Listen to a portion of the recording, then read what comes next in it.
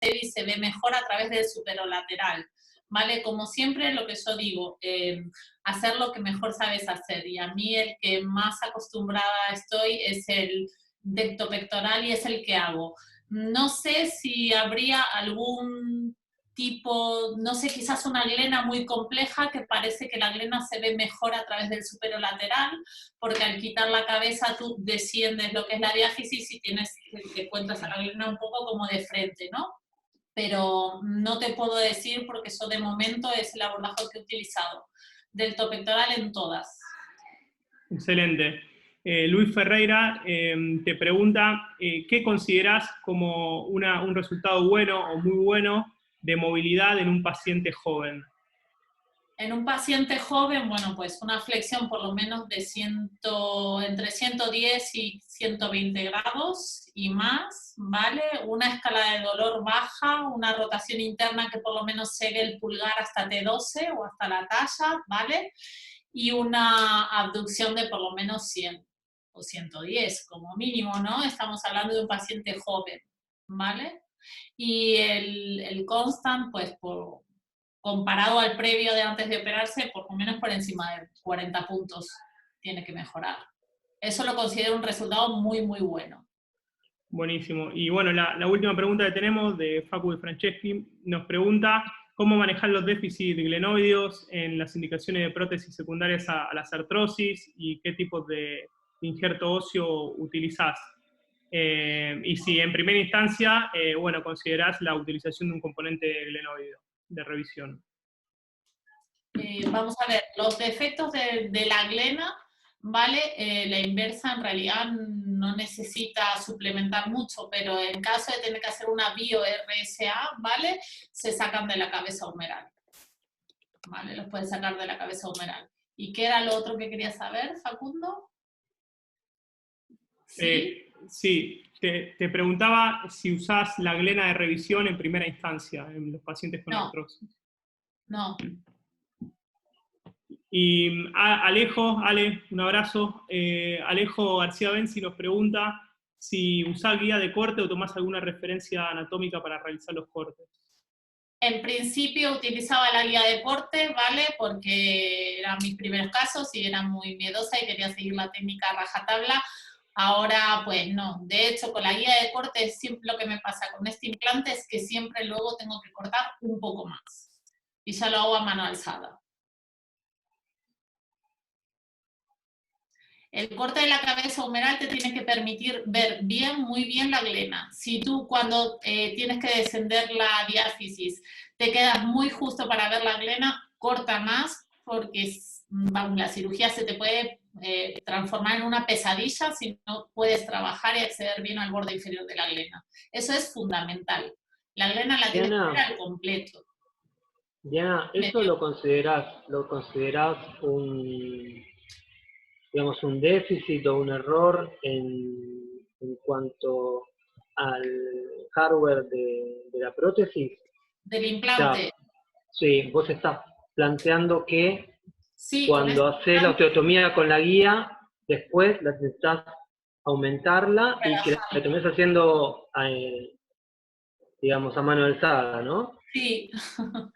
Bien, no, es un tip a tener en cuenta para la gente que vaya a utilizar esa prótesis, ¿no? Sí, en esta prótesis no sé por qué ocurre, pero siempre pasa lo mismo. Normalmente el comercial siempre le terminan diciendo y vamos, que te recomiendan que lo hagas a mano alzada. A mí no me gusta utilizar las guías de corte porque me gusta seguir la técnica rajatabla, ¿vale? Pero bueno, pero sí, es sí, digamos que hacer una osteotomía a mano alzada, digamos, o a ojos vista, es para alguien que tiene por ahí algo más de experiencia y uno que no tiene tanta experiencia espera que la guía le solucione los problemas y no se los genere, ¿no? No te soluciona.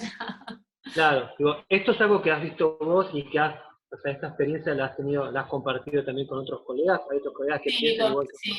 Sí, con otros compañeros. implante de una casa comercial distinta de Wright Medical Group o de Tornier, ¿vale? Sí. Que tiene un vástago corto, que tiene muy buena pinta. He puesto una sola de momento, lo que pasa es que ha sido anatómica, disminuye el stress shielding, que me parece una ventaja muy buena. Y ahí la guía, pues sí me ha dado el corte correcto. Pero no tengo tanta experiencia con esa prótesis, se han puesto pocas. Bien. ¿Hay alguna otra pregunta, Mati? No, Diego, así que te Ok. doy paso para que continuemos. Pasamos entonces a los casos. Diego, ¿podés presentar el tuyo en primera instancia? Sí, sí, está bien. Ya lo pongo y los comparto. La presentación.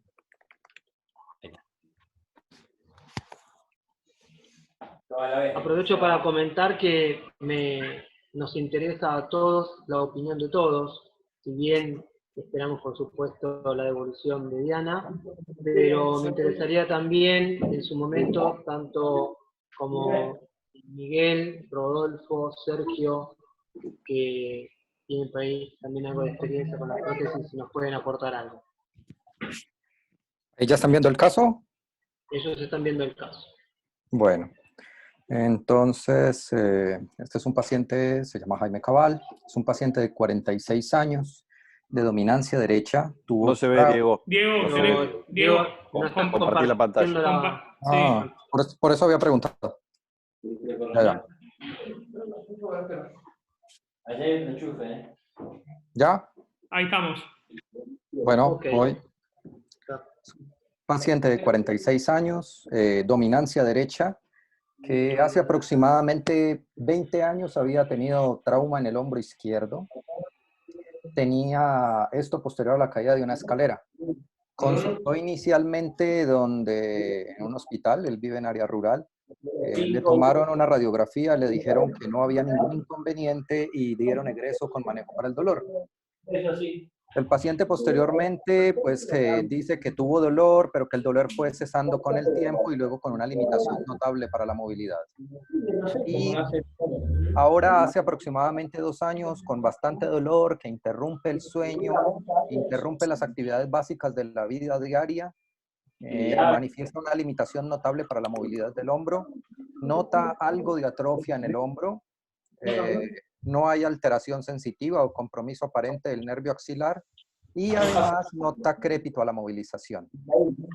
Esto es la movilidad. Si vemos en la imagen de la izquierda, sí se nota algo de atrofia ahí en el hombro, en el área deltoidea.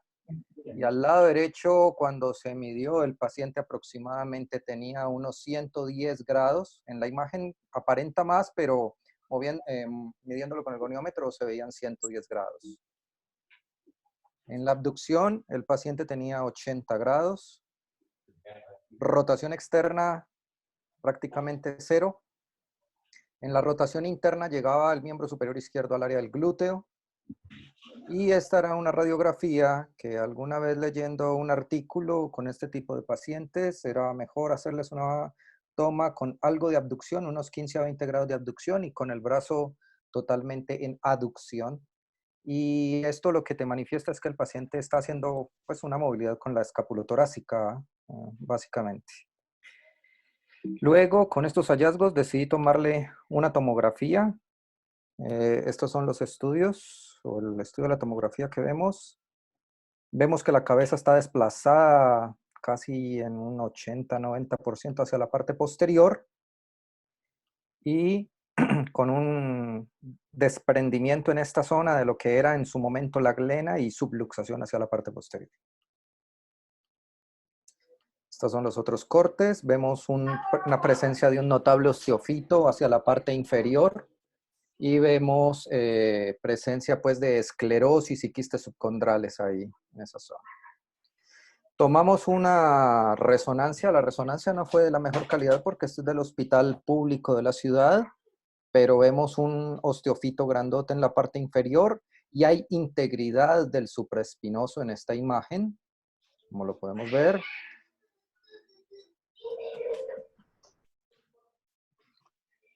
Y en la otra proyecciones vemos algo de atrofia del supraespinoso, ¿sí? Con una atrofia, con una Gutalier 2-3 y con un Barner leve a moderado en el cual también se ve compromiso el subescapular. Eso me hizo pensar pues que qué tanto desbalance de las fuerzas en el plano transversal iba a tener la prótesis y qué tan estable podía ser esa prótesis. Por lo que estaba tan elongado el subescapular cuando se realizara.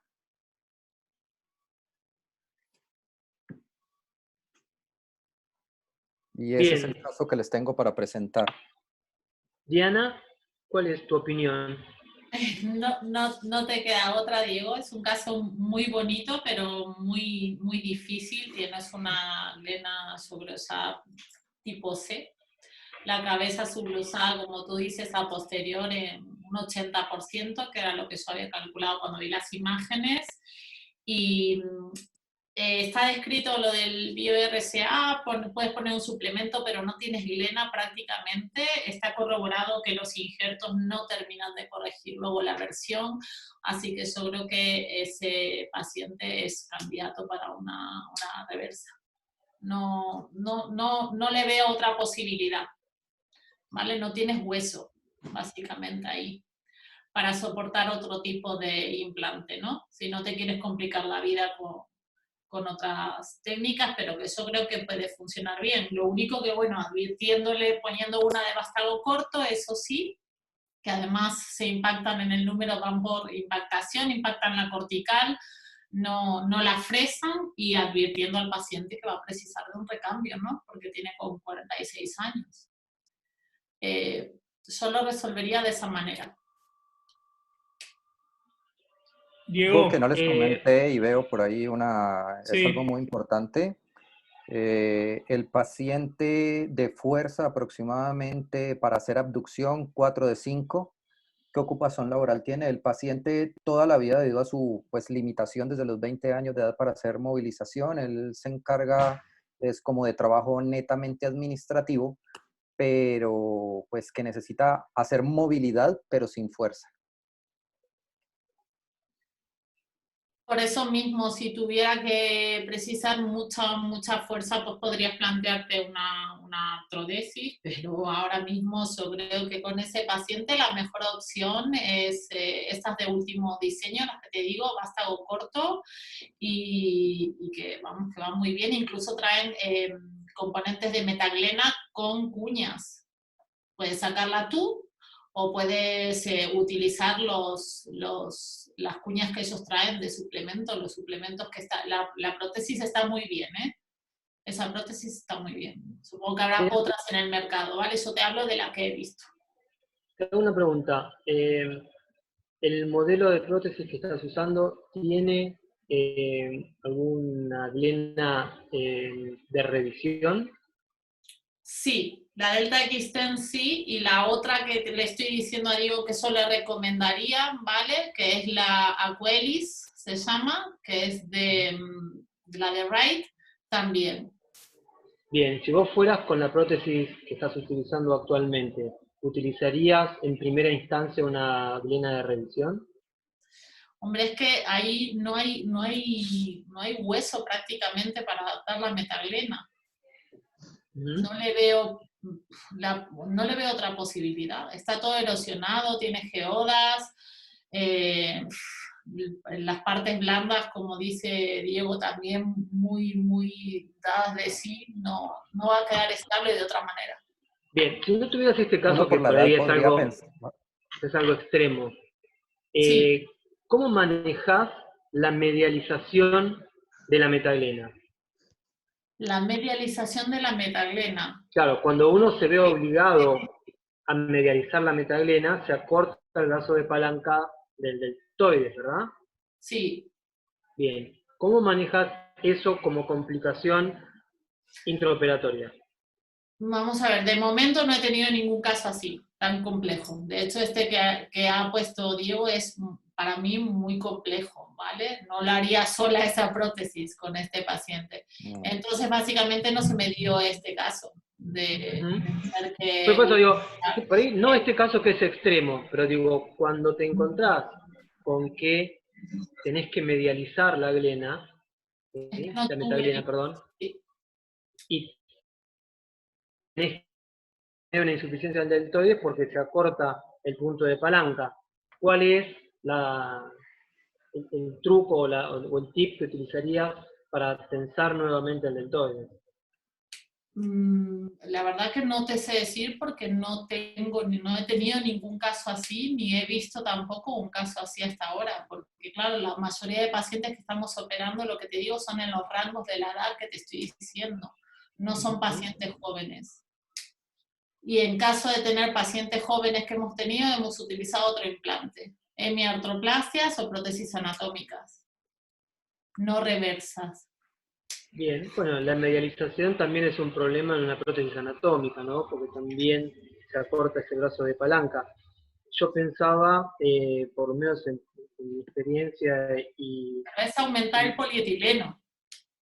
Claro, Pero, aumentar el polietileno o poner una metaglena más larga, ¿no? O sea, más ancha, sí, con más ancha. suplemento. Sí, con suplemento, sí.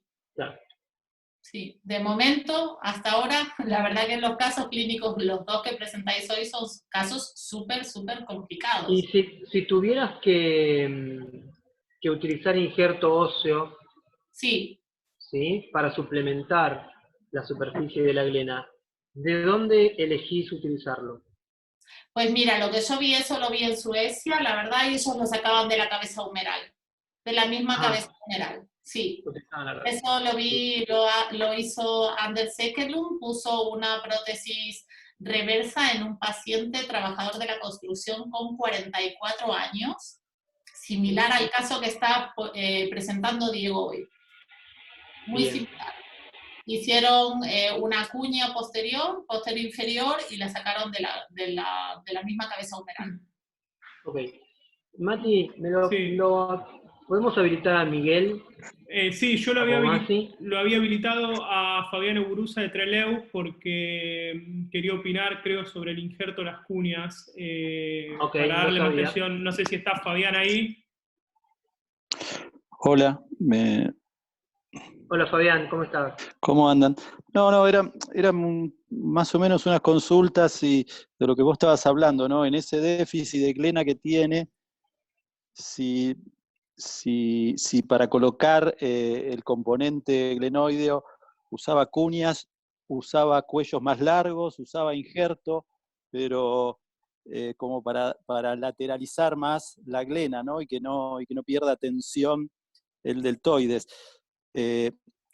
Si la pregunta justo en ese caso, pero es muy complejo, si a pesar de esa deformidad de glena solamente le iba a poner injerto o iba a utilizar cuñas o cuello más largo, pero porque sí, como decís Diego, si se medializa mucho, siendo una prótesis que depende exclusivamente del deltoides, el funcionamiento final va a ser más complicado.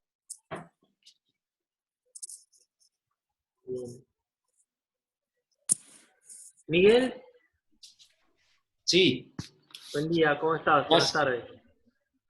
Bueno, gracias por la invitación. Yo creo que en general todos coincidimos con la complejidad del caso y con los conceptos de la doctora. Yo creo que acá hay algunos problemas serios para este paciente y para considerarlo muy complejo. Primero, la edad. En segundo lugar, la pérdida de stock glenoideo posterior por presión, por fricción de la cabeza atrás. En tercer lugar, los bajos valores musculares. Y obviamente todo esto obliga a jugar con una artroplastía que, de tener buenos valores musculares, yo no hubiera descartado de inicio la posibilidad de una artroplastía convencional, siendo siempre lo más económico posible en cuanto a el fresado humeral y utilizando prótesis de tallo corto. Y yo creo que balanceando la pérdida ósea con una reconstrucción biológica. Nosotros seguramente utilizaríamos para la planificación preoperatoria la asistencia computarizada, simplemente porque eso ya nos facilita medir el tamaño, la altura de la cuña y ya ir prácticamente preparados para estabilizar junto con la metaglena esa cuña y de hueso de banco o lo que sea, pero ya lo podríamos tener previsto en cuanto a tamaño con la asistencia computarizada. Pero como acá hay muy pocos valores musculares y probablemente, como decía la doctora, la estabilidad de la prótesis no está garantizada, yo también me inclinaría por una prótesis reversa, con todas las posibilidades de revisión y de recambios, y porque acá nos tenemos que citar en nuestro medio, ¿no? Nos tenemos que ubicar en nuestro medio. Y yo tuve que hacer alguna reconstrucción glenoidea en una revisión, y tuve que esperar, por ejemplo, que desde Estados Unidos 4 meses para que llegue un componente de revisión glenoidea. Entonces, tenemos que situarnos, mejor dicho, en nuestro medio. Y a veces es difícil. Por eso yo creo que haría eso. Y jugaría también con los componentes glenoideo, en cuanto a la altura de la metaglena y del polietileno, y también a la pregunta tuya de qué pasa si el brazo de palanca del deltoide se acorta porque tenemos que medializar. Otra de las opciones es darle estabilidad a la prótesis aumentando la altura del liner del componente humeral también, ¿no? Ese es otro truco. Miguel, si no fuera una prótesis reversa, ¿le ves alguna otra opción aparte de la artrodesis a este paciente? Sí, la otra opción podría ser una prótesis anatómica con las dudas que me plantean los valores musculares y la pérdida de stock. Por más que uno lo reponga a nivel glenoideo, jugando con valores musculares bajos, es probable que la prótesis termine siendo inestable. La otra... es decir, otra opción mejor que esas dos, me parece que, y que la reversa en este caso concreto, me parece que no encontré mejor opción que esa. Porque evidentemente, sí, y la artrodesis tampoco es un procedimiento para indicar así ligeramente, solo que yo creo que la mejor salida es una prótesis muy bien hecha. Ok, gracias, Miguel. No, de nada. Sergio Daroda, no sé si querías decir algo.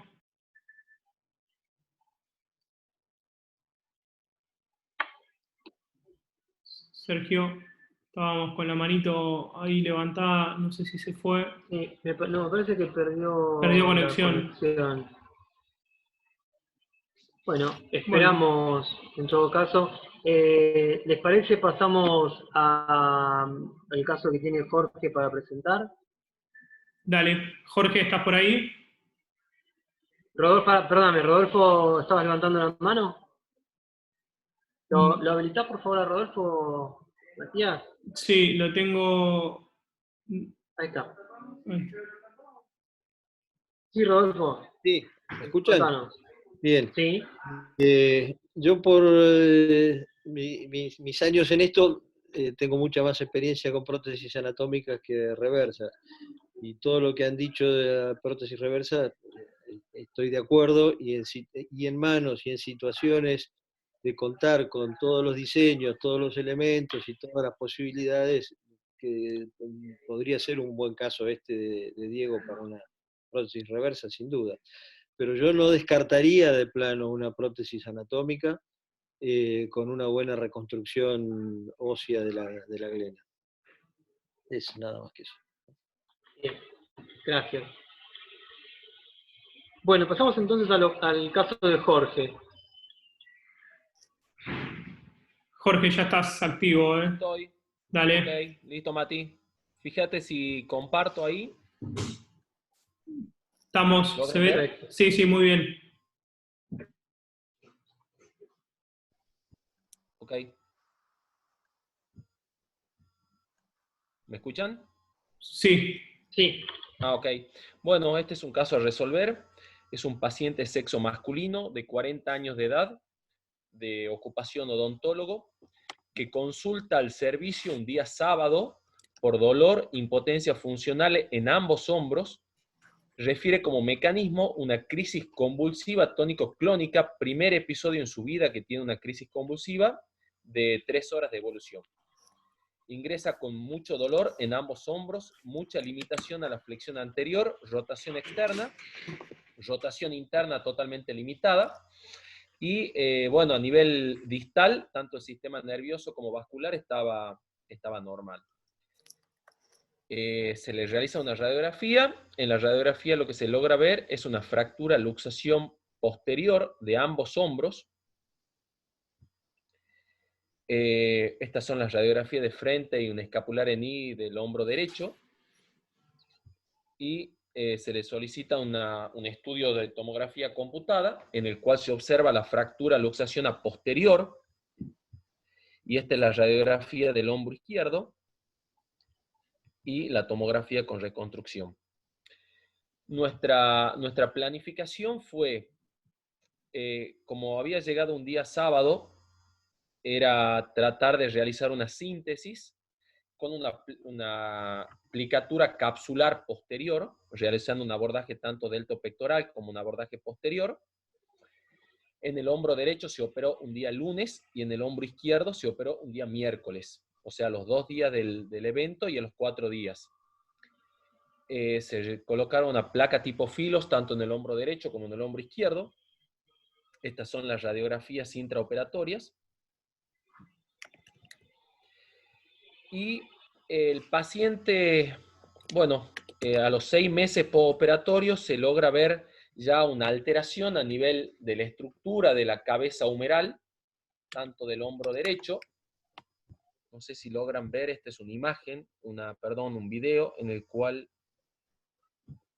quería ver los tornillos cefálicos, que evidentemente no se logran ver, no se puede correr. Y en el hombro izquierdo, estas son las radiografías a los 6 meses postoperatorio. Lo mismo, lamentablemente no puedo ver los videos. El examen físico a los 6 meses de este paciente tiene una abducción de 80 grados. A ver, creo que lo tengo en el resumen final, todos los datos completos. Estos son videos que creo que lo podré mostrar al final. Bueno, como resumen podemos decir que a los 7 meses postoperatorio, un antecedente de una osteosíntesis con placa filos, más artroplastía posterior de ambos hombros, presenta un rango de movilidad en el hombro derecho de 45 grados de abducción, una flexión anterior de 90, una extensión de 20 grados, una rotación externa de 10 y una rotación interna de 25 grados. Y en el hombro izquierdo una abducción de 40, una flexión anterior de 65, una extensión de 15, una rotación externa de 10, una rotación interna de 20 grados. Y radiográficamente lo que saco como conclusión es que hay una consolidación parcial de la síntesis realizada, hay presencia de tornillos articulares y la presencia de una osteonecrosis. ¿Cuál sería la conducta a tomar?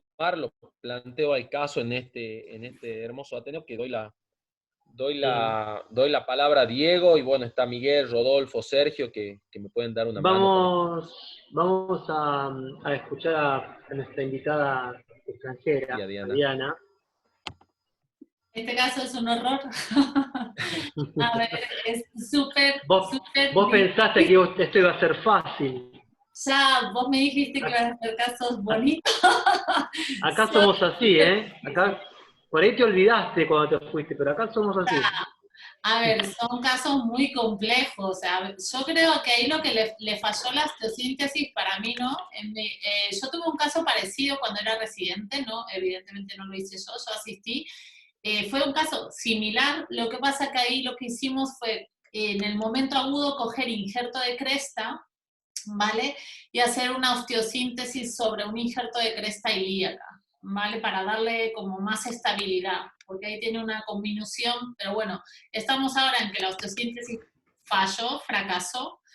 Yo creo que, lo estaba comentando hoy con mi compañero, yo creo que se podría hacer dos cosas, o pasar, bueno, retirar el material de osteosíntesis, por supuesto, habría que ver cómo está la glena con esos tornillos largos, ¿no?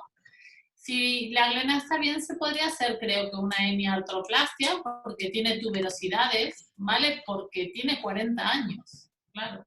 Es que, y luego con la posibilidad de reconvertirla. Y si no, la otra opción es hacer una anatómica, con la posibilidad de reconvertirla más adelante cuando el paciente sea mayor en una inversa, ¿no? Porque otra cosa, en ese húmero, hombre, puede ser... Adwal describió una técnica y composite, pero eso ya me parece una cosa muy, muy difícil de hacer. Yo creo que eso solo lo pueden hacer manos muy experimentadas que tengan muchos casos de esos, que es coger un halo injerto de cadáver, suturar el muñón del cadáver al manguito rotador del paciente, pero eso me parece muy difícil técnicamente. Diana, Sí. Esto es una situación que se puede dar, esto es una fractura luxación. Sí. Que puede tener 3 o 4 fragmentos, la verdad que no alcanzo a distinguirlo perfectamente, pero digo, esto es una situación que se puede dar, un paciente con estas características que se hace una osteosíntesis y la cabeza se necrosa porque evidentemente no tiene por dónde vascularizarse. La pregunta es esta, ¿vos te parece que sirve hacer una osteosíntesis previa esperando la osteonecrosis para en un segundo tiempo pensar en una artroplastía? Sí, en este paciente sí, claro. Joven, o sea, sí. Osteosíntesis siempre que se pueda, en estos pacientes jóvenes sí. Sí, digo, sí, en este paciente, sí. en este paciente, de entrada, Sí, hubieras hecho una osteosíntesis también. Y nosotros la única diferencia que cogimos injerto de cresta ilíaca y se lo pusimos como soporte. Y además utilizamos, en uno de los hombros, utilizamos tornillos Acutrac, porque eran fracturas parcelares de la cabeza y los sintetizamos con esos tornillos. Y luego, lo que pasa es que eso te puede permitir digamos, un marco de contención en la estructura ósea, pero la necrosis del cartílago va a llegar igual. O sea, por ahí podés impedir que los tornillos protruyan, pero no podés impedir que evolucione la necrosis del cartílago. Por lo tanto, la indicación de la artroplastía es exactamente la misma. Por ahí podés estirar un poco la indicación al no tener los tornillos protruyentes, pero la cabeza esa que fue la necrosis, que va a la necrosis le pongas un injerto de cresta o no. Bueno, pero tienes, en los casos de necrosis, ahora mismo tienes un 50% de probabilidades de que se necrose, no todas van a la necrosis, y más en un paciente de esta edad, ¿no? Yo hubiera intentado, como Jorge, lo mismo, una osteosíntesis lo primero. No sé si me hubiera fracasado o no, pero desde luego con esa edad no me hubiera planteado otra cosa. Bien. Bueno, no tenemos... Ahora. El problema es ahora. ¿Y ahora vos le ves otra cosa que no sea una prótesis reversa? Sí, estaba discutiendo hoy con mi R mayor, que además tiene un fellow en hombro, y él decía yo hablaba primero de poner directamente una anatómica con reconversión a posterior a una reversa, que las hay, se reconvierten, y él hablaba más de una hemiartroplastia para luego pasarse a una anatómica y por último una reversa. Siempre pasando por las artroplastías, no hay otra opción. Hombre, como está ese húmero, a mí no se me ocurre otra cosa. O no Diego, tengo experiencia en hacer otra cosa. Diego, Matías. Sí, nos quedan 2 minutos. Sí, sé que hay bastantes preguntas, yo les escribí por privado para que bueno, se las escriban a Diana, a Diego por privado y ellos se las puedan responder, o a través de las redes sociales. Sé que entre todos hay forma de conectarnos. No que me dice menos de 1 minuto, así que yo les quiero agradecer a todos, a Diego, a Diana, a Jorge, a Diego Dávalos, al doctor Capomasi por siempre estar, a la gente de la Clínica Gama, y los quiero invitar el lunes, ya vamos a poner los flyers en internet, al Ateneo nuestro de la Clínica Gama, donde vamos a hacer la revisión de la sabueca pancha artroscópica y presentar nuestro trabajo. Y el próximo viernes, el doctor Damián Gómez Hernández de Madrid va a hablar de prótesis trapecio-metacarpiana por esta vía. Vamos a intentar hacerlo por YouTube, así tenemos el tiempo ilimitado, ¿sí? Muchísimas gracias a todos por estar, y Diego, muchas gracias por ponerte la sesión al hombro. No, por favor, al contrario, gracias a todos. Muchísimas gracias a Muchas todos. gracias, Diego. Muchas Muchas gracias, Mati. Nos vemos el lunes, nos vemos, y si no, el próximo viernes, ¿sí? Ok, adiós. Bueno, Abrazo a todos. Abrazo a todos, muchísimas gracias. Hasta luego. Chau, chau.